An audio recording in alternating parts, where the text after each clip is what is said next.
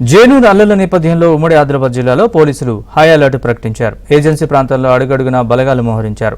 అల్లర్లతో అట్టుడిగిన కొమరంభీం జిల్లా జైనూర్లో ప్రస్తుతం పరిస్థితి అదుపులోకి వచ్చింది. 144 సెక్షన్ అమలు చేస్తున్నారు. ఏజెన్సీ మొత్తం ఇంటర్నెట్ సేవల్ని నిలిపివేశారు. బయట వ్యక్తులు రాకుండా చెక్పోస్టులు, పికెటింగ్లు ఏర్పాటు చేశారు. ఆసిఫాబాద్, జైనూర్ మధ్య రాకపోకలు పూర్తిగా నిలిపేశారు. మరింత సమాచారాన్ని మా కరెస్పాండెంట్ మాంతయ్య అందిస్తారు. జైనూర్ అల్లర్ల నేపథ్యంలో పోలీసులు అలర్ట్ అయ్యారు. ఉమ్మడి ఆదిలాబాద్ జిల్లా వ్యాప్తంగా కూడా పోలీసు బందోబస్తు కొనసాగుతుంది. మనం చూస్తుండవచ్చు, జైనూరు వెళ్లే రహదారులన్నిటి కూడా పోలీసులు మోహరించారు. ఎవరిని కూడా అల్లర్లు జరిగిన జైనూర్ ప్రాంతానికి అనుమతించడం లేదు. మొత్తం చెక్ పోస్టులు, పికెటింగ్లు ఏర్పాటు చేశారు. ముఖ్యంగా అటు ఆసిఫాబాద్, ఇటు ఆదిలాబాద్ రూట్ మొత్తం కూడా పోలీసులు తమ ఆధీనంలో తీసుకున్నారు. అల్లర్లకు సంబంధించి పోలీసులు దాదాపు 1000 మందికి పైగా పోలీసులు బందోబస్తు జైనూర్లో కొనసాగుతుంది. ర్యాపిడ్ యాక్షన్ ఫోర్స్ బలగాలు కూడా రంగంలో దించారు. పోలీసు శాఖకు సంబంధించిన ఉన్నతాధికారులంతా కూడా జైనూర్లో మకాం వేసి పరిస్థితి సమీక్షిస్తున్నారు. ప్రస్తుతం సాయంత్రం నుంచి కూడా పరిస్థితి అదుపులోకి వచ్చినా కూడా ఆ పోలీసులు ముందు జాగ్రత్త చర్యగా భారీగా మోహరించిన పరిస్థితి కనిపిస్తోంది. ఆదిలాబాద్ ఏజెన్సీ, ముఖ్యంగా ఊట్నూరు ఏజెన్సీకి సంబంధించి ఊట్నూరు, జైనూరు, కేరమరి, నార్నూర్, వాంకిడి ప్రకటిత బంద్ కూడా కొనసాగుతుంది. 144 సెక్షన్ కొనసాగుతోంది. ఎవరిని కూడా ముఖ్యంగా ఏదైతే సోషల్ మీడియాలో ఎక్కువగా ఇది సంబంధించిన ఇష్యూ వైరల్ అవుతున్న నేపథ్యంలో ఇంటర్నెట్ సేవలను కూడా పూర్తి స్థాయిలో నిలిపివేశారు. ఎవరిని కూడా అనుమతించలేని పరిస్థితి కనిపిస్తూ ఉంది.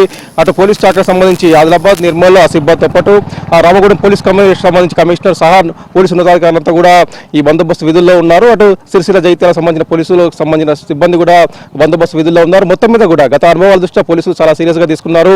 నిన్న ఏదైతే జరిగిన ఘటనకు సంబంధించి అల్లర్ల అనంతరం జరిగిన పరిణామాల నేపథ్యంలో మళ్లీ కనుక అల్లర్లు పునరావృతం కాకుండా ఉండేందుకు పోలీస్ శాఖ చర్యలు తీసుకుంటా ఉంది. పోలీస్ ఉన్నతాధికారి డీజీపీ ప్రకటన జారీ చేశారు. ఎవరు కూడా ముఖ్యంగా వదంతులు వ్యాప్తి చేయొద్దు, వదంతుల వల్ల ఇష్యూ పెద్దగా అవకాశం ఉంది కాబట్టి ఈ సోషల్ మీడియాలో వైరల్ చేస్తాం కదా కఠిన చర్యలు తీసుకుంటామని చెప్పి పోలీసులు చెప్తున్న పరిస్థితి కనిపిస్తోంది. అదే సమయంలో పోలీసులు రాజకీయ పార్టీలకు సంబంధించిన నాయకులు కూడా ఎవరు ఈ పైపు రాకుండా ఆంక్షలు విధించారు. ఇప్పటికే BJP MLA Payal Shankar house arrest చేశారు. అటు తిరుపూర్ ఎమ్మెల్యే పాల్వ హరీష్ బాబు కూడా పోలీసులు హౌస్ అరెస్ట్ చేశారు. ఇతర పార్టీల నాయకులు ఎవరైనా కూడా ఇటువైపు వస్తే మళ్ళీ ఆందోళన పునరావృతమయ్యే అవకాశం ఉందన్న అంచనాతో పోలీసులు ఉన్నారు.